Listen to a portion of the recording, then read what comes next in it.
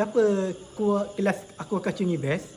Pertama, korang akan belajar cara penggelikan ikan yang betul daripada proses awal sehingga proses pemasaran. Selain itu, kelas ini juga ada pelatih-pelatih yang seronok seperti Encik Rohizat dan Encik Osmai. Memang terbaik kelas ni. Selepas mengikuti kelas aquaculture ini, saya mendapat banyak pengetahuan tentang hidupan aquaculture. Saya didedahkan dengan pelbagai bidang aquaculture seperti cara peternakan, pemasaran dan asal-usul hidupan aquaculture. Dan saya juga berharap agar segala ilmu yang saya peroleh daripada kelas ini dapat saya gunakan pada masa akan datang. Korang patut join kelas aquaculture ni ialah sama ada untuk pengurusan untuk industri perikanan ataupun hobi. Secondly, environment di kelas ni sangat menarik dan juga pengajar juga sangat supporting dan memberi tunjuk yang sangat baik. Dalam kelas aquaculture, saya dapat mendalami dunia yang menarik dalam peternakan ikan. Saya juga belajar tentang pengurusan kualiti air, pemilihan spesies dan teknik pembiakan yang betul. Ia juga telah memberi saya gambaran tentang bagaimana kita boleh memenuhi permintaan yang semakin meningkat di negara Malaysia. Kursus ini menekankan kepentingan etika dalam aquaculture untuk masa hadapan. Hai, Assalamualaikum. Sepanjang 4 semester saya melibatkan diri dalam kurikulum aquaculture ini, saya telah pelajari banyak perkara-perkara menarik. Antaranya ialah saya dapat mengetahui tentang jenis-jenis ikan, teknik pembenihan ikan, cara menternak ikan dengan betul dan sebagainya. Perkara-perkara ini telah menarik minat saya untuk menceburkan diri dalam bidang perikanan. Saya harap saya dapat praktikkan ilmu-ilmu yang telah diberikan ini untuk kehidupan saya sekiranya saya berpeluang untuk terlibat dalam aktiviti perikanan. Bismillahirrahmanirrahim. Syukur kepada Ilahi, dengan limpah kurnianya kita dapat menyelesaikan kurikulum level keempat kita dalam aquaculture.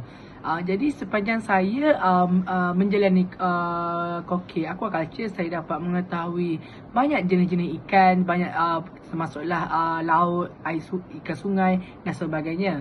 Di sini saya dapat membina semangat keusahawanan saya untuk menjadi pengeluar ikan yang terkemuka pada satu hari nanti.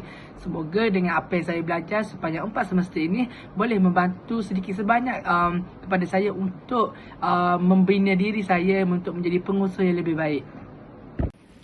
Hai, salam sejahtera.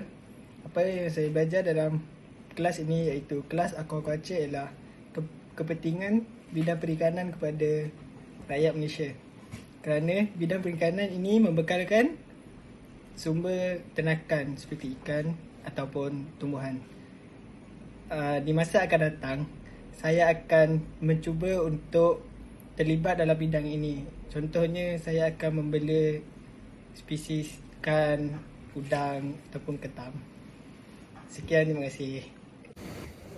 Selamat sejahtera, nama saya Wong dan saya akan menceritakan apa yang menarik tentang kelas aquaculture ini. Berdasarkan pengalaman saya selama 4 semester dalam kelas aquaculture lah, kita dapat mempelajari berbagai ikan-ikan yang kita makan seharian dan dari proses penternakannya ke harga pasarannya.